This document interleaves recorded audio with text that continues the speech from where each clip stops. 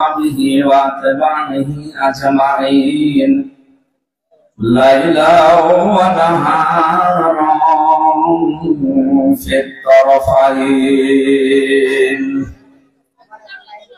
فقد قال الله تعالى في كلامه المجيد وبرهانه التوحيد. জবান খুলে পড়েন আউযু বিল্লাহি মিনাশ শাইতানির রাজীম। বিসমিল্লাহির রহমানির রহিম।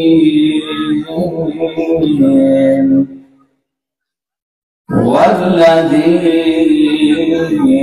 بعث في الأميين رسولا منهم يتلو عليهم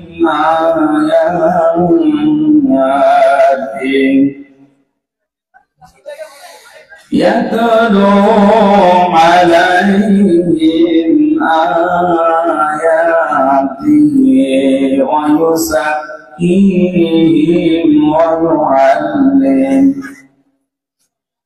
ويعلمهم الكتاب والحكمة وإن كانوا من قبل لفي ضلال مبين.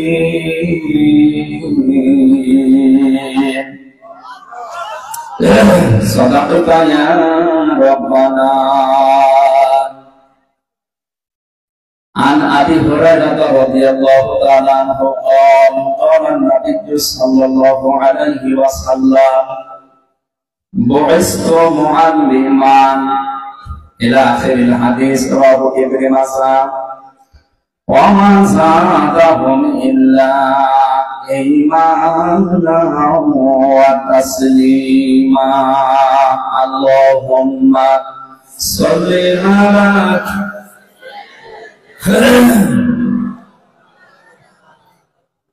وآل سيدنا مولانا محمد. আলহামদুলিল্লাহ, বাংলাদেশের ঐতিহ্যবাহী জেলা ফেনী ফুলগাজী থানার অন্তর্গত মমতলা ৩ রাস্তার মোড় যুব সমাজের উদ্যোগে চতুর্থ বাৎসরিক তাফসীর কোরআন মাহফিলের সমাপন সভাপতি দামাত বারাকাতুহুল আলিয়া। উনিও সারাটা জীবন দিয়ে মানুষের খেদমতে কাটিয়েছেন। পৃথিবীতে সবচাইতে ভালো কাজ আল্লাহর কাছে মানব সেবা। এই সেবায় এই দুইজন মানুষের জীবনটা কাটিয়ে দিয়েছে। আল্লাহ তাদের এই ভালো ভালো কাজগুলো জান্নাতে যাওয়ার মাধ্যম যেন বানিয়ে দেয়। মানবতা সেবা করা এই শব্দটা যেহেতু এসেছে, আমি বলি আমরা যারা অন্যান্য ধর্মের লোক এই দেশে বাস করে, আমাদের কাছে মানুষগুলো আমানত। আপনি একটা মুসলমানের মাথায় বাড়ি দিলে যদি একটা গোনা হয়, একটা হিন্দুর মাথায় বাড়ি দিলে ডবল গোনা হয়। কেমন হয়ে গেল? মান সালিমাল মুসলিমুনা মিন লিসানিহি ওয়া ইয়াদিহি। মুসলমান তো ওই লোকটাকে বলা হয় যার হাতের দ্বারা মুখের দ্বারা অন্য মানুষ শান্তিতে থাকে। অন্য মুসলমান শান্তিতে থাকবে, নিরাপদে থাকবে, এই লোকটা আল্লাহর নবীর দৃষ্টিতে মুসলমান। আপনি একজন মুসলমানকে মানবেন, এই দেশে আমরা এখন 92 থেকে 93% মুসলমান। তাকে মানলে গোনা যদি একটা হয় অন্যায় ভাবে, একটা হিন্দুর মাথায় বাড়ি দিলে ডবল গোনা হবে। একদিকে আপনি জুলুম করলেন, 2 নাম্বার একটা আমানতের খেয়ানত করলেন। অন্যান্য ধর্মের যারা এই দেশে আছে, আমরা যেহেতু সংখ্যায় বেশি মুসলিম, এই জন্য বিধর্মী যারা আছেন আমাদের কাছে তারা আমানত। সাম্প্রদায়িক সম্প্রীতির সর্বোচ্চ দৃষ্টান্ত এই বাংলাদেশ। 257টা দেশ আছে পৃথিবীতে। কত?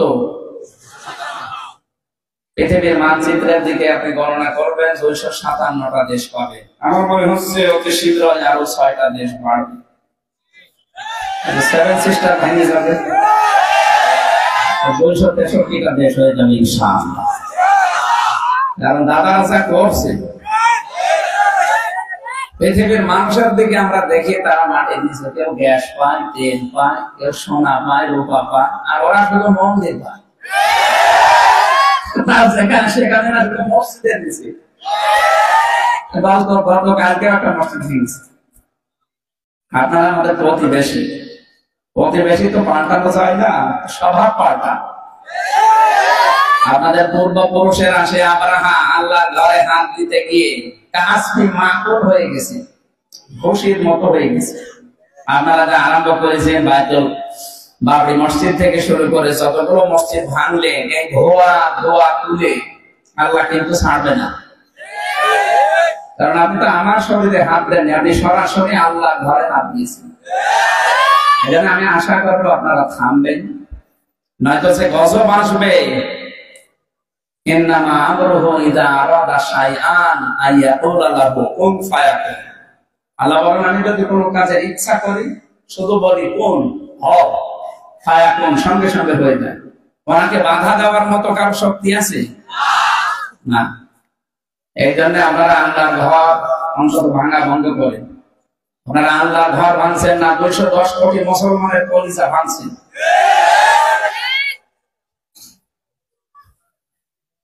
সেভেন সিস্টারের মাধ্যমে যদি আরো 6টা দেশ বেড়ে যায়, তাহলে পৃথিবীর মানচিত্রে দেশ হবে 263টা। দাদারা আন্দাজে ঘোষণা দিচ্ছে যে ফেনী যেহেতু একটু চিকন আছে, তো এজন্য চট্টগ্রাম নিয়ে নেবে। আরে দাদা, আপনি কি যৌতুক চাচ্ছেন? আর মেয়ে তো পালিয়ে গেছে, মেয়ে পালিয়ে গেছে না, পালানো মেয়েরা যৌতুক হয়।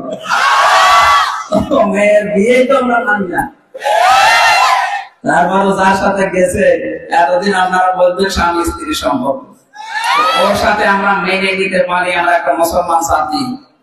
তার হচ্ছে ফুল হাতা আর আমাদের হাত হাতা। আমি নামলাম না, দাদা ফুল হাতা না। তো দাদা যদি এই বয়সে এখন মুসলমানে দেওয়া লাগে, কোন হাসান দিয়ে দেবে? পাকা মোটা খাওয়া যে হাসান দিয়ে দেবে, তো লজ্জায় সব বন্ধ করে কাটবে, শেষে আগা কাটছে গোড়া কেটে পাবো না।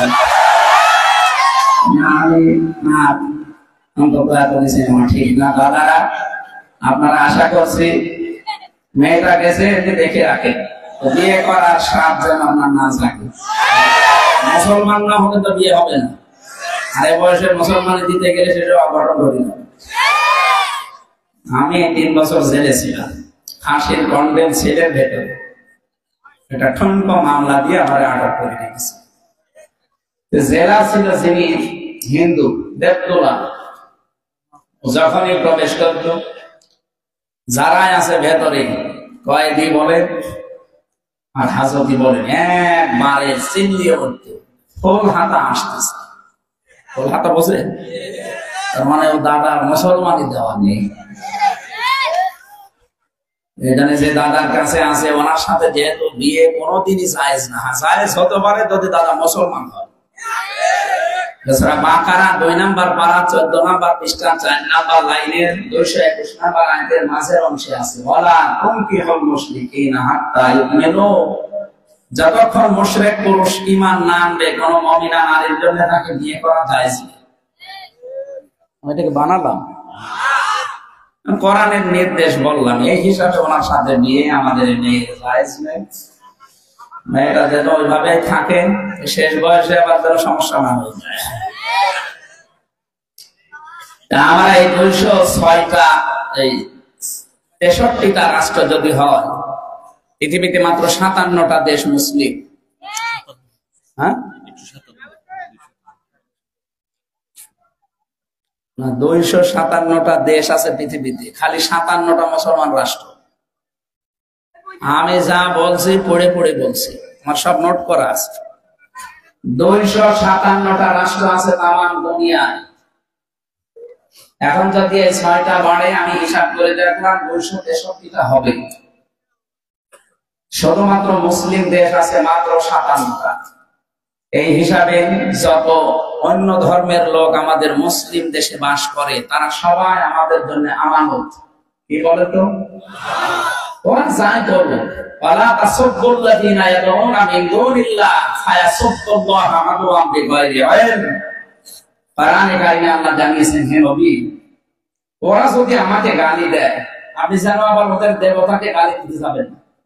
তাহলে ওরা না বুঝে শেষ পর্যন্ত দেখা যাচ্ছে ওটা পাল্টা গালি আমাকেও দেবে। আবার যেখানে অন্য ধর্মের দেবতাকে গালি দেওয়া পর্যন্ত জায়েজ না আমাদের ধর্মে, সেই মুসলমান কোন ধর্মের দেবতা ভাঙতে পারে? সুতরাং এই দোষ এতদিন যারা চাপিয়েছেন এটা পুরাটা মিথ্যা। কেউ যদি চাপিয়ে থাকেন আপনি নিচে তার জন্য দায়ী। আজকে না কালকে যেন গোবিন্দ পরামানিক মানে ঘোষণা দিয়েছে, এই দেশে যদি কেউ মন্দির ভেঙে থাকে, কোন মুসলমান আলেম ওলামা এরা ভাঙে নাই, ভেঙেছে ওরা। উনি নাম নেয়নি, ইঙ্গিত দিয়েছে। গত কয়েকদিন আগে আমিরে জামাত ডক্টর শফিকুর রহমান হাফিজাহুল্লাহ গিয়েছিলেন গাইবান্ধা। ওনার আগে দেখেছিলেন একজন হিন্দু পুরোহিত ঠাকুর, সে বক্তব্য দিচ্ছিল যে আগস্টের 5 তারিখের পর থেকে সবচাইতে সাম্প্রদায়িক সম্প্রীতি নিয়ে আমরা বসবাস করছি বাংলাদেশে। আমাদের কোনো ঝামেলা এখনো হয়নি, সামনে হওয়ার সম্ভাবনা কম যদি ইসলাম এই দেশে আসে। হিন্দু মানুষ আমাদের আচরণ দেখে কথা বলছে, আর কিছু নামধারী মুসলমান মুনাফিক বিশ্বের দরবারে মডলদের কাছে উল্টাপাল্টা তথ্য ছড়াচ্ছে। যারা পালিয়ে গেছে এই 4.5 মাস হয়ে গেল, ওরা সবচাইতে বেশি এটাকে হাতিয়ার হিসাবে কাজে লাগাতে চেয়েছে যে এই দেশে অমুসলিমদের উপর অত্যাচার হয়। কিন্তু পুরাটা মিথ্যা প্রমাণ হয়ে গেছে। তামাম দুনিয়া যারা জরিপ করে, মাইক্রোসফট, ভয়েস অফ আমেরিকা, সবগুলো কিন্তু খ্রিস্টান আর ইহুদিরা ব্যবহার করছে। এগুলো চালায়। এরা রিপোর্ট দিচ্ছে তামাম দুনিয়ায় সবচাইতে বেশি নিরাপদে আছে সংখ্যালঘু যাদেরকে বলা হয় তারা বাংলাদেশি। আলহামদুলিল্লাহ। দ্বিতীয় নম্বরে তারা জানিয়েছে এতদিন পর্যন্ত সারা বিশ্বের কাছে মিথ্যা ছড়িয়েছে এই ইন্ডিয়া, ভারত, যে আমাদের দেশে নাকি সংখ্যালঘু নির্যাতন হয়, অথচ সবচাইতে বেশি সংখ্যালঘু নির্যাতন এখন ভারতে হচ্ছে। আর মিথ্যা খবর পরিবেশনে সবচাইতে বড় ভূমিকা পৃথিবীতে পালন করছে ভারত। এটা আমাদের কোন মুসলমান এটা বানায়নি, সব খ্রিস্টান আর ইহুদিরা। এখানে যাদের কাছে যা শোনাতে চাচ্ছে তারা আপনাদের এই মনোভাব, আপনাদের এই আচরণ, কাজ কারবার সব দেখে বুঝে ফেলেছে। আপনি খ্রিস্টান মেয়েদের উলঙ্গ করে রাজপথে হাঁটিয়েছেন এই ভারতে উগ্রপন্থী হিন্দুরা। ডোনাল্ড ট্রাম্প জাতে মাতাল হলো, তাহলে ঠিক আছে, এক রোকা মতো এক রোকা না। ঘোষণা দিয়েছে কয়েকদিন আগে, আমার মেয়েকে আমার বোনকে ভারতের মতো জায়গায় উলঙ্গ করে রাস্তায় হাঁটিয়েছে। ওদের 16 লাখ আছে ভারতীয় আমেরিকায়। সব আমি জানুয়ারির 20 তারিখে শপথ নেব, এরপরে পাঠিয়ে দেব। বলেছে যদি করে দাদার মনে হয় ধুতি তুলে যাবে। দাদা তো টের পাচ্ছে না। এই জন্য সাবধান দাদা, এমনি আপনি আল্লাহ টার্গেটে আছেন, কারণ জানেন যারা তারা টার্গেট কার। এরপর আপনি মানে গণহত্যার সাথে জড়িত। আপনি গুজরাটে কত মানুষ মেরেছেন সব তালিকা আছে আন্তর্জাতিক মিডিয়ায়। পৃথিবীতে যে 6 জন মানুষের তালিকা আছে মানুষ হত্যা করার দায়ে, তার ভেতরে দাদার নাম আছে। আর যিনি গেছে এখান থেকে তার নাম আছে, আরো আছে, হিটলারের নাম আছে, চেঙ্গিস খানের নাম আছে। এই জন্য আমরা মানবতার সেবা এগিয়ে যাব। আমি আবার বলছি, বাংলাদেশে যারা অমুসলিম আছে, সে হিন্দু হোক, খ্রিস্টান হোক, বৌদ্ধ হোক, ইহুদি হোক, মাজুসি হোক, যারাই আছে, অল্প আছে, তারা আমাদের কাছে আমানত। তারা কি? আপনি দরকার হয় মুসলমানকে একটা থাপ্পড় দেবেন, তাও হিন্দুকে কিছু বলবেন না অন্যায় ভাবে। মুসলমানকে একটা থাপ্পড় দিলে আপনার একটা গুনাহ হতে পারে, আর যদি কোন অন্য ধর্মের কাউকে যদি আঘাত করে, 1 নম্বরে জুলুমের গুনাহগার হবেন, 2 নম্বরে আমানতের খেয়ানতকারী হবেন। কিয়ামতে নবী আপনার বিরুদ্ধে ওর পক্ষ নিয়ে মামলা দেবে। আল্লাহ আমাদেরকে যেন হেফাজত করেন, জোরে বলেন আমিন। মঞ্চে বসা সম্মানিত ব্যক্তিবর্গ, সামনে বসা মুসলমান ভাইরা, পর্দার আড়ালে সম্মানিতা মা এবং বোনেরা, মেয়েরা এসেছে, সম্মানিতা মা এবং বোনেরা, প্রশাসনের ভাইরা, প্রাণ প্রিয় ফেনীবাসী, আল্লাহর দরবারে শুকরিয়া জানাচ্ছি। জেলখানার ভেতরে ফেনী কন্যাকে দেখা যেত মাঝে মাঝে, ওই যে বড় প্রজেক্টর টাঙানো ছিল, ইত্যাদি হতো। এই ফেনী কন্যা সনিকাইসা নাকি যেন নাম, না আল্লাহর ওলি এখন মনে হয় জেলে না পালিয়েছে, চরিত্র বলে তো কিছু নেই, সব তো বিক্রি করে দিয়েছে। ফেনী জেলার বদনাম করার জন্য যাদের নাম আছে তালিকায়, তার ভেতরে মহিলার নাম আছে। ফেনী কন্যা নিয়েছে না। বাংলাদেশে খালেদা জিয়া আর জয়নাল হাজারি, এই দুইজনকে অনেকেই চেনে। ফেনী হয়তো চেনে না, কিন্তু ওই দুইজনকে চেনে। খালেদা জিয়ার বাড়ি এই জেলায় না, থানায়। আল্লাহ রাব্বুল আলামিন তার এই বান্দিকে যেন হায়াতে তাইয়্যিবা সিহাতে কুল্লিয়া দান করেন, সুস্থতা কামনা করছি। তা সবাইকে নিয়ে আল্লাহর দরবারে শুকরিয়া জানাচ্ছি, কারণ একটা বিশাল জগদ্দল পাথর ছিল বুকের উপরে, আল্লাহ নামিয়ে দিয়েছে। ১৫০০ বছর আগে নবীর বুককে বাঁকা করে রেখেছিল একটা পাথর, সেটা আয়ামে জাহিলিয়াতের পাথর। আর আমাদের পিঠকে বাঁকা করে রেখেছিল আওয়ামী জাহিলিয়াতের পাথর। দুইটা প্রায় কাছাকাছি, আইএমএ আর আওয়ামী, ওদের কাজও প্রায় একই। আমি দেখেন ইতিহাস পড়ি, আর 15.5 বছর নিলাম, কাজও ওদের প্রায় একই। ওই জামানায় আমি পুরা ইতিহাস পড়ে দেখেছি, ওদের কাজ ছিল 14টা, আর 15.5 বছরে জালেমরা কাজ করেছে 15টা। ওদের চাইতে এক কাঠি বেশি। আইএমএ জাহিলিয়াতের পুরা ইতিহাস আমি অনার্সে থাকতে পড়েছিলাম। আমি দেখেছি ওই জামানায় বাড়ি থেকে কেউ বের হয়ে গেলে তার মা, বাবা, বোন, স্ত্রী এই বিশ্বাস নিয়ে থাকতো যে না, যেখানে গেছে অন্তত ফিরে আসবে। এটা আওয়ামী জাহিলিয়াতের যে 15 বছরে যা করেছিল, কেউ বাড়ি থেকে বের হলে মনে করা লাগতো না ও আর ফিরবে না। এই কাজটা এদের বেশি ছিল, তো ওদের চাইতে এরা এক কাঠি বেশি না। আল্লাহ আমাদেরকে বিশাল বিপদ থেকে বাঁচিয়ে দিয়েছেন। যে ষড়যন্ত্রের জাল তারা বিছিয়েছিল, যদি ওভাবে টিকে যেত, এদেশে ইসলাম মানবতা একেবারে ধ্বংস হয়ে যেত।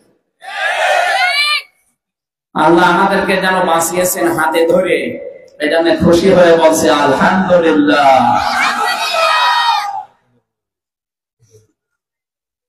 এখানে দুইজনের নাম আছে, দুইজনের সাবেক লিখা।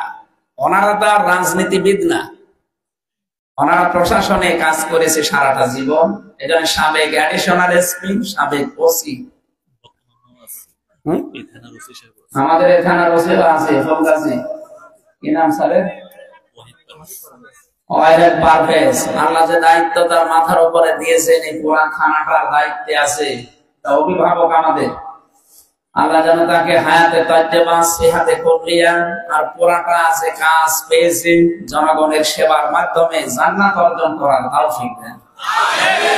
এরকম সন্তানকে আল্লাহ যে মায়ের পেটে দিয়েছেন, মা এবং বাবাকে আল্লাহ যেন মাফ করে দেন।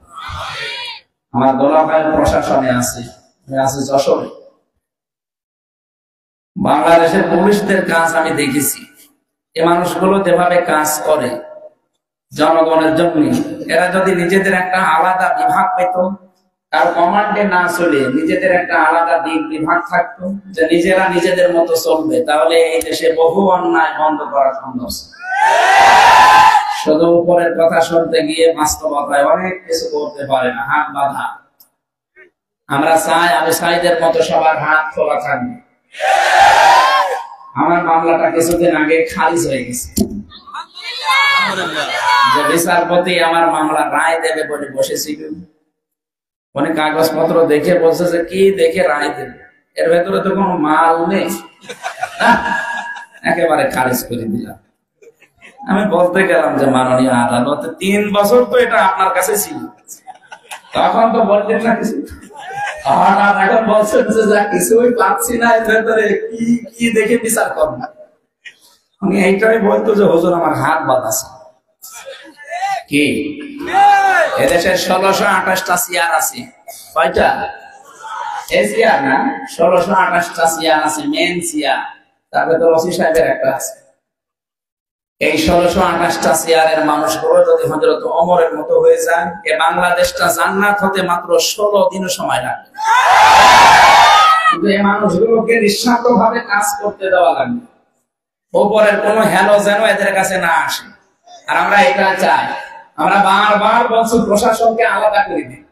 ওদের আলাদা আইজি আছে, আলাদা ডিআইজি আছে, সব আলাদা আলাদা করে দিই। ওরা নিজেদের মতো চলবে। বাংলাদেশ টাইট করার জন্য কিচ্ছু লাগবে না, ওরা নিজেরাই যথেষ্ট।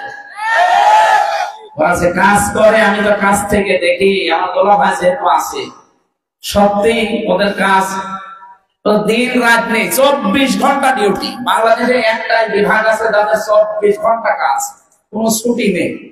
আপনি ঘুমিয়ে আছেন, হঠাৎ ঘন্টা বাজাবে, চলে না এখন চলে। 8 ঘন্টা 7 ঘন্টা ডিউটি কোথায় পাচ্ছেন? 24 ঘন্টা ডিউটি। টয়লেটের ভেতরে যদি থাকে, যদি ঘন্টা বাজানো হয়, তাড়াতাড়ি অর্ধেক করে চলে আসা লাগে।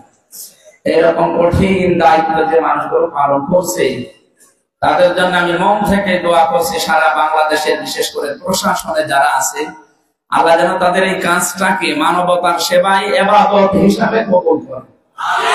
যারা কাজ করছেন, এই যে ট্রাফিক পুলিশ কাজ করেন, রাতে ডিউটি করেন, কোন করছেন দুনিয়ার কাজ না।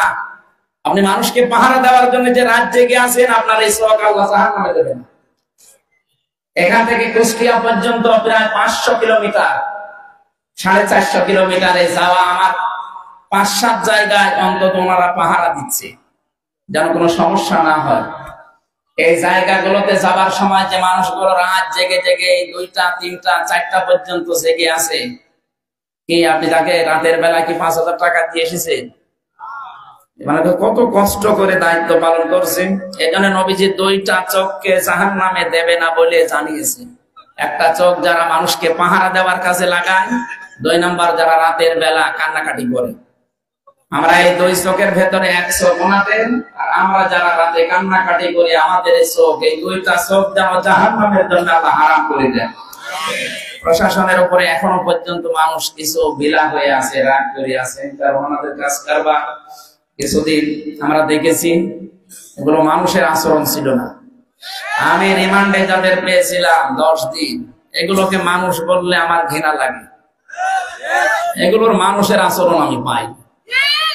একটা বিসিএস ক্যাডার আপনি, আর আপনার মুখে এই গালি মানায়। একটা চোর ডাকাত খুনি আসামি ধরে যদি গালি দিতেন মানাবো, আমার মতো আলেমকে আপনি গালি দেন, আমার মা বাপ তুলি, আবার বলেন আপনার বউ তুলে নিয়ে আসবো। আপনি একটা কথা বললেন, কি লেখাপড়া করে আপনি বিসিএস ক্যাডার হয়েছেন? এখানে কিছু মানুষের আচরণ পুলিশের মতো ছিল না। এই কারণে আর এদের জুলাই আগস্টের ভূমিকা নিয়ে মানুষের ভেতরে এখনো যেহেতু একটা খারাপ ধারণা আছে, এটা থাকবে না ইনশাআল্লাহ। সামনে আস্তে আস্তে ওনার যে সেবক, এই সেবকটা যেন সামনে আমরা দেখতে পাই। আমি যে কথা তুলেছিলাম, আল্লাহ রাব্বুল আলামিন এত বড় পাথর থেকে আমাদেরকে যে মুক্তি দিলেন, কথা বলার এখন এই যে সুযোগ পেয়েছি, খালাকাল ইনসান আল্লামাহুল বায়ান। আল্লাহ তাআলা বলেন, আমি মানুষ বানিয়েছি আর আমি মানুষকে কথা বলা শিখিয়েছি। বিজ্ঞান এখন প্রমাণ করেছে, এই যে কয়েক ইঞ্চি জায়গা এখান থেকে কথা বের হয়, এই কয়েক ইঞ্চি জায়গায় 27টা স্তর আছে। 27টা স্তর পার করে একটা কথা তৈরি হয়। আর কোরআনের ব্যাখ্যা বলছে, প্রত্যেক জায়গায় এক একজন করে ফেরেশতা বসে আছে। এর কাছে এ, এর কাছে এ, এর কাছে এ, এভাবে দিতে দিতে 27 নাম্বার জায়গায় যাওয়ার পরে কথাটা বের হবে। একজন ফেরেশতা যদি দায়িত্ব পালন না করে, আপনি জীবনেও কথা বলতে পারবেন না, শুধু গান করবেন। এজন্য যে আল্লাহ আমাদেরকে এইরকম কথা বলার সুযোগ এখনো দিয়ে দিলেন, যারা কথা বলতে পারি বলেন আলহামদুলিল্লাহ। দরুদ আর সালাম পড়ছি আমাদের নবী, মানবতার মহান শিক্ষক মুহাম্মদুর রাসূলুল্লাহ সাল্লাল্লাহু আলাইহি ওয়াসাল্লামের প্রতি। আমরা তো কোরআনে কারীম থেকে সূরা জুমা 2 নাম্বার আয়াতটা পড়েছি। তাফসীর আকারে কথা বলবো। তাফসীরুল কোরআন মাহফিল লিখেছেন না? আমরা তাফসীর আকারে কথা বলবো ইনশাআল্লাহ। আমার আজকের আলোচনার বিষয় নবীজির কর্মসূচি। এই পৃথিবীতে প্রত্যেকটি নবী কম বেশি কিছু দায়িত্ব নিয়ে এসেছিলেন।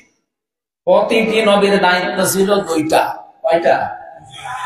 ওয়ালাকাদ বা'আসনা ফি কুল্লি উম্মাতির রাসূলান আন ইবুদুল্লাহা ওয়াজতানিবুত তাগুত। সূরা নাহাল 14 নম্বর পারা 10 নম্বর পৃষ্ঠা 4 নম্বর লাইনে 36 নম্বর আয়াতটা তাফসীর ফি জিলালিল কোরআন থেকে বলছি। সাইয়েদ কুতুব রাহমাতুল্লাহ আলাইহি লিখেছেন, আল্লাহ পাক বলেন ওয়ালাকাদ বা'আসনা, অবশ্যই আমি পাঠিয়েছি ফি কুল্লি উম্মাতির রাসূলা, প্রতিটি জাতির জন্য রাসূল পাঠিয়েছি একজন করে।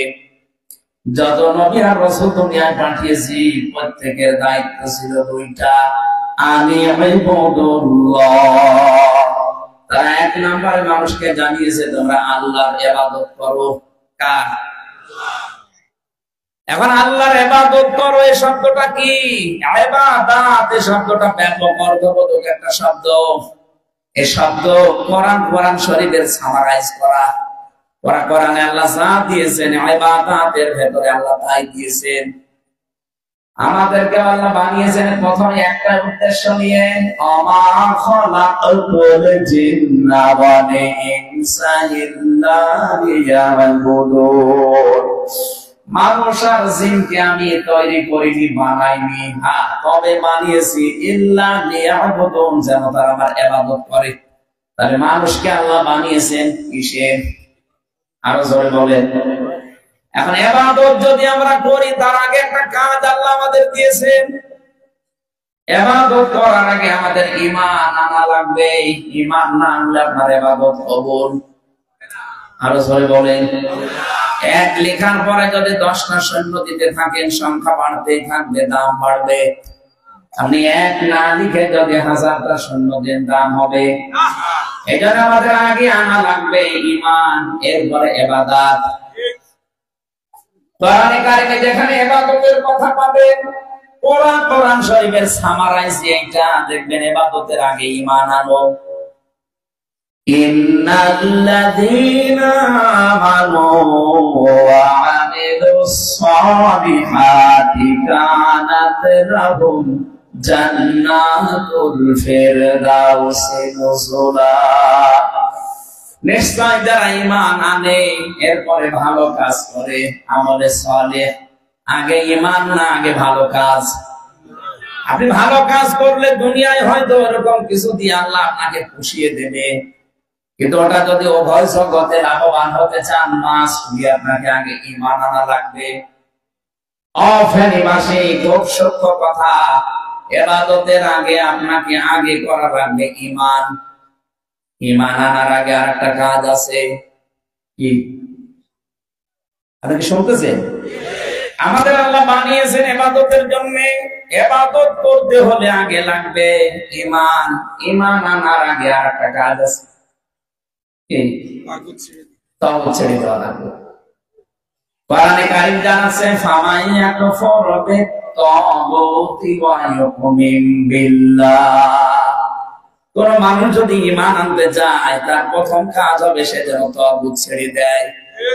এজন্য যত নবী দুনিয়ায় এসেছে, প্রতিটি নবীর প্রথম কাজ ছিল আনিয়াবুদুল্লাহ, আল্লাহর ইবাদত করতে চাও, ওয়াজতানিবুত তাগুত, তাগুত ছেড়ে দাও। আজ বাংলাদেশে বহু মানুষ আমরা নাম মুসলমান দাবি করছে, যারা ঈমান এনেছি কিন্তু তাগুত ছেড়ে না দিয়ে যদি ঈমান আনেন, ওই ঈমান আপনি টিকিয়ে রাখতে পারবেন না। কথা বোঝা লাগবে। এদেশে বহু পীর সাহেব আমরা দেখি, বহু আলেম দেখি, বহু খতিব দেখি, বক্তা দেখি, এ মানুষগুলোর নামধারী মুসলমান, ঈমান এনেছে কিন্তু তাগুত ছেড়ে না দিয়ে। এই জন্য হতাশ যখন আসে তখন আর টিকে থাকতে পারে না। এটা চট্টগ্রাম বিভাগ। সুন্নি বেশি, আপনারা সুন্নি দাবি করেন। নবী মুহাম্মদ রাসূলুল্লাহর জীবনের যে সুন্নাত গুলো, 13 বছর তিনি মায়ের খেলেন মক্কায়, আর 10 বছর তিনি প্রেসিডেন্ট ছিলেন মদিনায়। আপনি কয় বছর ইসলামের জন্য মায়ের খেয়েছেন সুন্নি দাবি করেন? বলেন। খালি নবীর জন্মদিন পালন করে মিলাদ পড়লে সুন্নি হওয়া যায়? আপনার 63 বছর আপনাকে মানা লাগবে। 63 বছরের ভেতরে গুরুত্বপূর্ণ হচ্ছে আপনার জীবনে 23 বছর। আপনি যদি সেই প্রথম দিন থেকে আরম্ভ করেন, কোনটা মিনেছেন আপনি বলেন তো? আপনি যে সুন্নি দাবি করছেন, আপনি তো আসলে সুন্নি না, আপনি আহলে বেদাত। আবার আপনি নবীজির প্রথম দিন থেকে আরম্ভ করেন। বিশ্ব নবী নিজে প্রথম যেদিন জন্ম নিয়ে দুনিয়ায় আসলেন, হযরতে হালিমা বলেন, আমি এসেছিলাম সেই তাইফ থেকে, এত কষ্ট করে এসে দেখি আর কেউ নেই। হযরতে আব্দুল মুত্তালিব নবীজির দাদা, তিনি ঘরের সামনে দাঁড়িয়ে জোরে জোরে আওয়াজ করছে। সিরাত ইবনে হিশামে পাবেন যে ঘরের ভেতরে একটা এতিম বাচ্চা আছে, বেশি টাকা পয়সা দেওয়া যাবে না, যার দয়া হয় সে নিয়ে যেতে পারো। হযরতে হালিমা বলেন, আমি গেলাম, সে দেখি আকাশের চাঁদ আমিনার কোলে আছে, তুলে নিলাম। তুলে নেওয়ার সঙ্গে সঙ্গে দেখি আমার ভেতরে কয়েকটা পরিবর্তন। এক নম্বরে আমার স্তনে দুধ ছিল না, আল্লাহ 2 স্তনই দুধে পরিপূর্ণ করে দিয়েছে। দ্বিতীয় নম্বরে আমি তাকে ডান স্তন পান করলাম, প্রথমে তিনি খেলেন, দ্বিতীয়টা দিয়েছি স্তনে, সঙ্গে সঙ্গে মুখ বের করে দিলেন। আমি আবার লাগালাম, মুখ বের করে দিলেন, জোর করে আবার মুখ লাগালাম, তিনি বের করে দিলেন।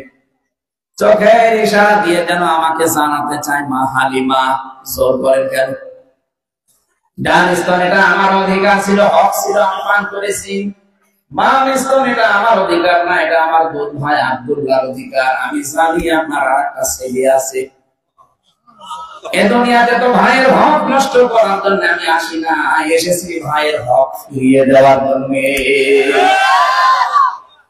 বাংলার মুসলমানেরা নবীর উম্মত, যে নবী জন্মের পরেই মায়ের বুকে ভাইয়ের হক তিনি নষ্ট করেন না, মায়ের কোলে বসে। আপনি কোন নবীর উম্মত দাবি করেন? কিসের সুন্নি আপনি? আপনি মুসলমানের হক আদায় করেন, ভাইয়ের হক আদায় আপনি করেন। মুসলমানের 6টা হক আপনার উপরে আছে। দেখলে তাকে সালাম দেওয়া লাগবে, অসুস্থ হলে দেখতে যাওয়া লাগবে, মারা গেলে তার কবরে যাওয়া লাগবে, জানাজায় যাওয়া লাগবে, সব সময় তার কল্যাণ কামনা করা লাগবে। কোন আমলটা আছে আপনার জীবনে যে আপনি সুন্নি? আপনি তো অন্য দলের লোক দেখতে সালাম দিতে চান না, কিসের সুন্নি আপনি? আপনি তো মুসলমান হিসাবে মুসলমানের হক আদায় করা দরকার ছিল। সে নবী মায়ের কোলে বসে ভাইয়ের হক নষ্ট করেননি, আর আপনি যত বড় হচ্ছেন ভাইয়ের হক মানার সব হচ্ছেন। বাংলাদেশে বহু মানুষ আমরা দেখি, একে পাগল নাকি কি আমি জানি না, এই দেশে ভাইয়ের হক মারে, জমি জায়গা মারে, টাকা পয়সা আত্মসাৎ করে, আর কাবা শরীফের জিয়ার করেছে, খানাখানি করে। এটা পাগল না? আপনি টাকা পয়সা মারেন ফেকিতে, আর এখানে 6000 কিলোমিটার দূরে কাবা শরীফ, কত দূর যে আপনি মাপ চাচ্ছেন কার কাছে? আপনি কি আল্লাহর কাছে দোষ করেছেন? আপনি তো দোষ করেছেন এর কাছে। সুতরাং অপরাধ করবেন যার কাছে, স্বীকার করবেন তার কাছে। আমাদের এই সিস্টেম বাংলাদেশে নেই। অপরাধ করে একজনের কাছে, মাপ চায় আরেকজনের কাছে। আগস্টের 5 তারিখের পরে গিয়েছিলাম সৌদিতে, বহু মানুষকে যারা পালিয়ে গেছে বিভিন্ন দেশে, ওখান থেকে আবার দোনা মাফ করার জন্য গেছে আল্লাহর ঘরে। যে দেশে সব কাবা শরীফের কেউ গিলাম ধরে ধরে কাঁদছে আর দোয়া করছে, আস্তাগফিরুল্লাহ। কি গো, আপনি এখানে কি অযথা মাফ চাওয়া লাগবে না? মাফ চাচ্ছেন আপনি আল্লাহর কাছে, আপনি কি দোষ আল্লাহর কাছে করেছেন? 15.5 বছর দোষ করেছেন জনগণের কাছে, আগে তাদের কাছে যান। কথা বলছে? এজন্য আমার মনে হয় 8 সাল থেকে 24 সাল পর্যন্ত যারা এদেশে নির্বাচনের নামে প্রহসন করে মানুষের অধিকার নষ্ট করেছেন, তারা যদি এখন সাবেক এমপি, সাবেক মন্ত্রী লেখে, এটা জায়েজ নেই। কারণ আমরা আপনাকে ভোট দেইনি। আমার 33 বছর বয়স, 18 বছর থেকে ভোট দেওয়া আরম্ভ করলো, 3 বার ভোট দিতে পারতাম, একবার পারিনি। তার মানে আপনি অবৈধ। কথা বলেন কেন? বাবা ছাড়া যদি দুনিয়ায় সন্তান হয়, আমরা অনেকেই তারে বলি এটা অবৈধ সন্তান, যার সন্তান। এটা বলে কিনা ফেনীতে? বাবা ছাড়া সন্তান হলে ওটা কি? জনগণ ছাড়া কেউ সরকার হলে দরকার নেই। এই জন্য বলছে আপনি সাবেক, এরা লিখতে পারে সাবেক এসপি, সাবেক ওসি, কিন্তু আপনি লিখতে পারবেন না সাবেক এমপি, সাবেক মন্ত্রী। আপনি এতটুকু লিখতে পারেন সাবেক চোর। এটা সত্যি, এটা লিখবেন। সাবেক ডাকাত লিখে দেন। আমার মনে হয় আপনারা মাপ যদি পেতে চান, কাবা শরীফ ধরে না, এই 15.5 বছরে যত টাকা পয়সা খেয়েছেন এই টাকাগুলো আগে জনগণকে ফেরত দিয়ে। ভোট যে 3 বার হয়নি এটাকে আমি আন্দাজে বললাম? এক কথা বলেন না কেন? 300 কি 154 জন তো একবারই হয়ে গেছে। আর দিনের ভোট রাতে করে ফেলেছে। দিনের ভোট যে রাতে হয়েছে ওই সময় আমি জেলে ছিলাম। আমার সাথে যে ওসি সাহেব জেলখানা ছিল আপনার এই ফেনীর, মোয়াজ্জেম হোসেন, নাম শোনেননি? সোনাগাজী। উনি মাঝে মাঝে আমার এই কন্টেন্ট ছেলে দিতেন, বলছো হুজুর আমি একটা তওবা করেছি, দেখেন তো আমার তওবা কেমন হয়েছে। এই যে নির্বাচনে আমি বাইরে ছিলাম, এর আগেরটা আমি রাত 12টার পর থেকে আমার যা লোকজন আছে এদেরকে নিয়ে ভোট কাটা আরম্ভ করলাম আল্লাহর নামে। এই দেখেন কোরআন শরীফ আমার সামনে, এইভাবে বলছে আমি আল্লাহর নামে কাজ করলাম। ফজরের আজান পর্যন্ত পুরা কমপ্লিট করে করে বাক্সগুলো পাঠিয়ে দিলাম জায়গা মতো। এবার গোসল করো, ওযু করার পরে পবিত্র হলাম, 2 রাকাত নফল নামাজ পড়লাম শুকরিয়া। এরপরে আমি বললাম আস্তাগফিরুল্লাহ। আমার এই তওবা কি হয়েছে? কিসের তওবা? আপনার ইয়ার কি হয়েছে? কারণ আপনি কি আল্লাহর কাছে দোষ করেছেন? আপনি দোষ করেছেন হামজার কাছে। কি একটা এমপি বানাতে 3.5 থেকে 4 লাখ হামজা লাগে, হামজার বউ লাগে, আর আপনি তাদেরটা সব একাই দিয়ে দিলেন। আর আপনি বলছেন আস্তাগফিরুল্লাহ। মাপ যদি পেতে চান তাহলে এই 3.5 লাখ 4 লাখ হামজা, হামজার বউর কাছে যাবেন, যে বলবেন যে আমি এই কাজ করে ফেলেছি, এখন তোমরা কি করবা করো। ওই ফেনীর ওই 2 আসন মিলে যে একজন এমপি, ওই 2 আসনের লোকজন যদি বলে হ্যাঁ মাফ করতে পারি, 2টা করে থাপ্পড় খাওয়া লাগবে। আমি তাই আপনি যে আস্তাগফিরুল্লাহ পড়েন, দোষ তো আল্লাহর কাছে করেননি, দোষ করেছেন মানুষের কাছে। এই জন্য অপরাধ যার কাছে ক্ষমা চাবে। সবচাইতে ভয়ঙ্কর বিষয় আপনার জন্য, আপনি তো মাফ চাচ্ছেন আস্তাগফিরুল্লাহ, এমনকি যাদের কাছে মাফ চাওয়া চাইলেন, কিন্তু এমন মানুষ এই কয়েক বছরে আপনি তো জেল খাবেন, 8 বছর জেল, এর ভেতরে বের হয়ে দেখবেন অনেক মানুষ মরে গেছে। আপনি তাদের কাছে মাফ চাবেন কি করে? একটা জালেমকে টিকিয়ে রাখার জন্য আপনার জীবনটা আপনি নষ্ট করে দিলেন। অনেক আফসোস করতো শেষের দিকে যে না আমি ঠিক করিনি। বলেন তো, এই যে যাদের অধিকার আপনি নষ্ট করে ফেলেছেন তাদের তো আর দুনিয়ায় পেলেন না, ওরা তো মারা গেছে। এই কথা বলেন না কেন? তাদের আপনি পেলেন, মাফ চাবেন কি করে? এই জন্য অন্যায় করেন একজনের কাছে আর কাবা শরীফে এসে আপনি মাফ চান।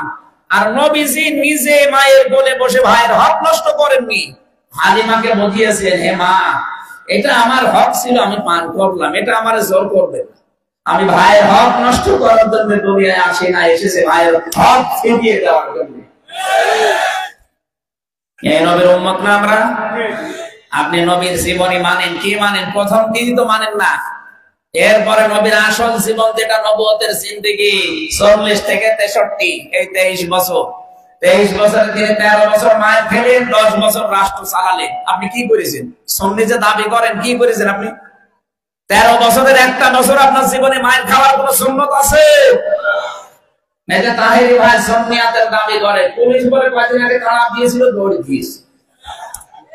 আপনি কিসের সুন্নত মানে? এগুলো সব ভণ্ডামি, মানুষকে ধোঁকা দিয়ে বোকা বানিয়ে এই সুন্নিয়তের নাম নিয়ে। কিসের সুন্নি ওরা? জীবনে এদের কোন সুন্নত নেই, শুধু মিষ্টি খাওয়া ছাড়া। খাওয়া যেখানে ওরা সেখানে। নবীর সুন্নত গুলো ভুলণ্ঠিত হয়। হযরতে তালহা নিজের জীবন দিয়ে বাঁচিয়েছে নবীকে, আর নবীর সুন্নত কত গড়াগড়ি যাচ্ছে। একটা সুন্নতের জন্য কোনো কিছু পায় না জীবনে ওদের, শুধু নবীর মিলাদ নিয়ে আসে আর কিয়াম নিয়ে আসে। এগুলোকে একটা ইসলাম। জ্ঞানী মানুষ যারা একটু পড়াশোনা করেন তো কিসের মিলাদ কিসের কিয়াম? আপনাকে ভণ্ডামি করতে কে বলে? আসল কাজ নবীর বাস্তবায়ন করা, তার আদর্শকে। মান তামাসসাকা বিসুন্নতি ইনদা ফাসাদি উম্মতি ফালাহু আজরু মিয়াতি শাহীদ। আমার উম্মতের যখন দুরবস্থা চলবে, ওই কঠিন মুহূর্তে যদি একটা মরা আদর্শকে, সুন্নাতকে বাস্তবায়ন করতে পারো, 100 গলা কাটা শহীদের সওয়াব হবে। আমি এই হাদিসটা নিয়ে চিন্তা করেছিলাম, নবীর মরা সুন্নাত কোনটা, নবীর যে মরা আদর্শ, মরা সুন্নাত কোনটা? এই যে টুপি মাথায় দেওয়া, এটা কি মরা নাকি? না, মরা না। এটা কেউ মাথায় দেয়, কেউ দেয় না। এতে চোখ বাগায় দিয়েছিস, পাগড়ি মাথায় দে, এগুলো কি মরা? কেউ দেয়, কেউ দেয় না। খাবারের পরে মিষ্টি খাওয়া সুন্নাত, এ কি মরে গেছে? না, কেউ খায়, কেউ খায় না। মেসাক করাও সুন্নাত, এটা মরে যায়নি, কেউ করে, কেউ করে না। আমি দেখলাম একটা সুন্নাত মরে গেছে। কয়টা? কথা বলে না কেন? নবীজি 10 বছর এই কোরআন দিয়ে রাষ্ট্র চালিয়েছিলেন, এ বাংলাদেশটা 1 বছরে চলেনি। এই সুন্নাতটা মরে যায়নি। এই সুন্নাত জিন্দা করার জন্য কাজ করা লাগবে না? এই সুন্নাত নেই, এই কারণেই তো চুরি হয়, এই কারণেই তো ডাকাতি হয়, এই কারণেই চাঁদাবাজি হচ্ছে। এই সুন্নাত যদি থাকতো, চাঁদাবাজির ছয়া কারো বাংলাদেশে থাকতো না। আমির জামাত ডক্টর শফিকুর রহমান আল্লাহর বান্দা ঘোষণা দিয়েছেন, যদি এদেশে ইসলাম কায়েম হয়, সর্বপ্রথম ওই দিনে আমরা এই দেশ থেকে চাঁদাবাজি ছাড়িয়ে দেব। ইসলামের প্রথম নিষিদ্ধ কাজ মানুষের অধিকার নষ্ট করা। চাঁদাবাজি কত নিকৃষ্ট কাজ আপনি জানেন? বিভিন্ন মানুষের নামে এই দোষ কিন্তু এখন আসতেছে। আপনারা থামবেন, গোয়েন্দারা বসে নেই। আমি আজকেও একজনের সাথে কথা বলেছি, তারা বলছেন আমরা সব নখদর্পণে আসছি, সারা দেশ আমাদের হাতের মুঠায়, আমরা দেখছি কে কি আচরণ করে, কে কি আমল কাজ করে, এগুলো সব পর্যবেক্ষণ করা হচ্ছে।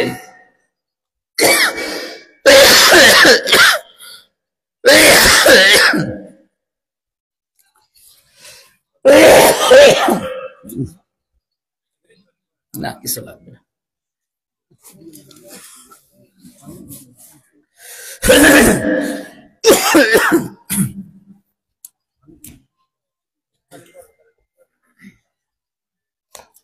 এই জন্য যারা এখনো জানেন না বিষয়টা, সাবধান হন ভাই।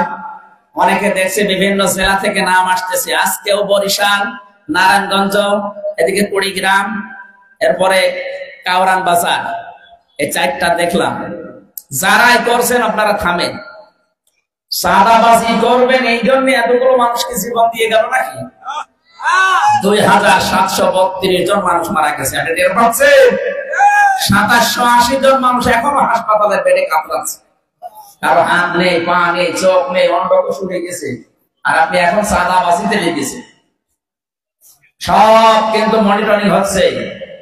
সামনে চেয়ার যদি না পান, একবারে যদি 4 দেওয়ালের মাঝে দিয়ে দেয় না, জীবনে একদম মরণ পর্যন্ত থাকা লাগবে।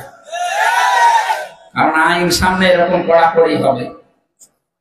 আমরা জানি এই মরা সুন্নাতটা বাংলাদেশে 54 বছর যদি থাকতো, এই দেশ একটা মিনি জান্নাত হয়ে যেত। যে দেশে এটা নেই, 100 ভাগের 70 ভাগ আছে, ওই দেশটার দিকে তাকান, অনেক শান্তি আছে। আমার ছোট দাদা উনি বলছিল যে আমি অজু করতে গেছি কাবা শরীফের নিচে, ওই যে ঘরগুলো আছে অজুখানা, যে দেখে একটা মোবাইল ঘড়ি পড়ে আছে। চিন্তা করলাম নেব না নেব না, মনের ভেতরে ভাবা যদি ধরা পড়ি যায়, দেশে গেলে মানুষ বলবে হাজি সাহেব চোর, কারণ হাত কেটে দেবে। কি করে, কেউ তো নেচ্ছে না। এদিক ওদিকে তাকিয়ে দেখলাম কেউ নেই, তুলে নিলাম। সিসি ক্যামেরা তো আছে, ওটা তুলে নিয়ে যেখানে হারানো জিনিস জমাতে, ওই জায়গায় জমা দিলাম। ওনারে বললাম যে ভাই এই জিনিসটার দাম কেমন হবে? মনে আমারে বলে, ইয়া হাজি ওর হজ্জা, তাই না বিলা তোকা, ও হাজি দেশ কোথায়? দাদা বলছে জি তুমি বাংলাদেশ, আমি বাংলাদেশ থেকে এসেছি।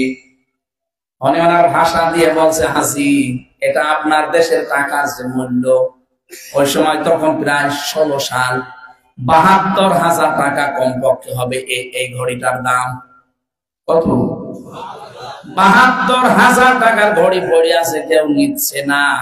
এদেশে থাকবে 72 পয়সা থাকে না। আমার এক দুষ্ট বন্ধু ছিল বিশ্ববিদ্যালয়ে থাকাকালীন, এত দুষ্ট। ঢাকায় যাচ্ছে কুষ্টিয়া থেকে, হঠাৎ ওর পেটে ব্যথা, ডাক দিয়ে বলছে ড্রাইভার সাহেব গাড়ি থামান। ড্রাইভার বলছে না, এই গাড়ি থামবে না, একেবারে সেই সিরাজগঞ্জ গোল চত্বরে। তোমার যদি বেশি অসুবিধা হয় তো পেছনে বসে বসে আল্লাহ আল্লাহ করো। বলছে পেটে আমার গন্ডগোল, কি আল্লাহ আল্লাহ থামে?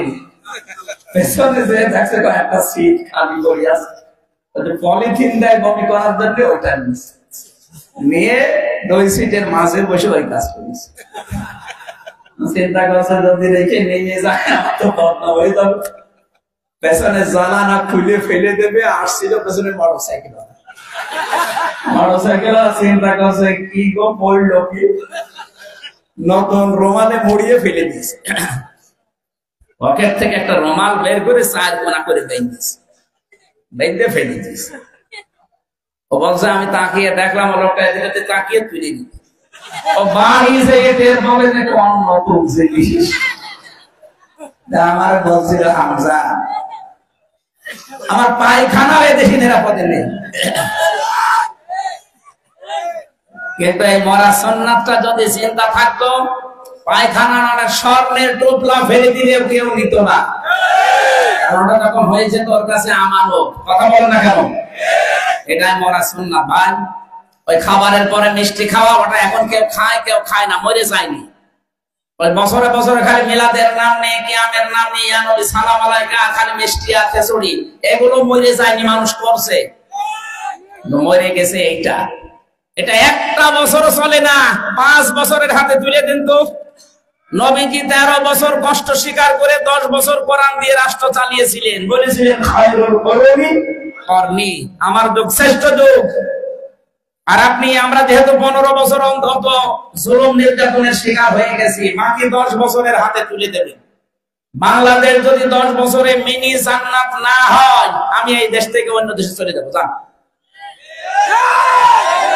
আপনার হাতে তুলে দিয়ে দেখেন, 10টা বছরে বাংলাদেশ মিনি জান্নাত বানিয়ে ফেলবে ইনশাআল্লাহ। সে ক্ষমতা কোরআনের নেই, আমাদের বিশ্বাস নেই। ফামান তাবিয়া হুদায়া ফালা খাউফুন আলাইহিম ওয়ালা হুম ইয়াহজানুন। এটা পাঠালাম খেলা করার জন্য না, এটা অনুসরণ করো, এটা দেখে দেখে চলো। আমি আল্লাহ বলছি, কোনো ভয় থাকবে না, কোনো চিন্তা থাকবে না। আল্লাহ এই মরা সুন্নাতকে জিন্দা করার কাজ আমাদের দ্বারা করাও, বলেন আমিন।